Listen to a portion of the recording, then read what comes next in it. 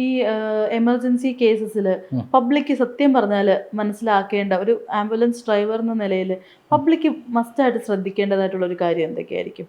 മസ്റ്റായിട്ട് ശ്രദ്ധിക്കേണ്ട ഒരു കാര്യം എന്താണെന്ന് വെച്ചാൽ, എല്ലാ വണ്ടികളും ഒന്നും ശവം കൊണ്ടുപോകുന്ന വണ്ടികളല്ല. എല്ലാ ഡ്രൈവേഴ്സും ഒന്നും അറഗൻ്റ് ആയിട്ടുള്ള ഡ്രൈവേഴ്സ് അല്ല. എല്ലാ ഡ്രൈവേഴ്സിനും കുടുംബമുണ്ട്, കുട്ടികളുണ്ട്, പിന്നെ എല്ലാവരും മനുഷ്യന്മാരാണ്.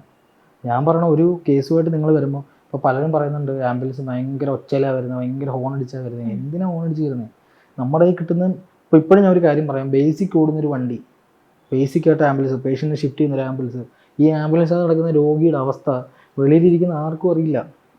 ഇപ്പോൾ വെളിയിരിക്കുന്ന ഒരു വണ്ടിക്കകത്തിരിക്കുന്നവർ ചിലപ്പോൾ വണ്ടിയിൽ നിന്ന് അടി കൂടുമായിരിക്കും, അല്ലെങ്കിൽ വണ്ടിയിൽ പാട്ട് കേട്ടിരിക്കുമായിരിക്കും, അല്ലെങ്കിൽ എൻജോയ്മെൻറ്റ് ചെയ്തുകൊണ്ടിരിക്കുമായിരിക്കും, അല്ലെങ്കിൽ കാഷ്വലായിട്ടുള്ള പോക്കായിരിക്കും. നിങ്ങൾ അറ്റ്ലീസ്റ്റ് ഈ മിററിലെല്ലാം കാണാം വണ്ടി വരുന്നത്.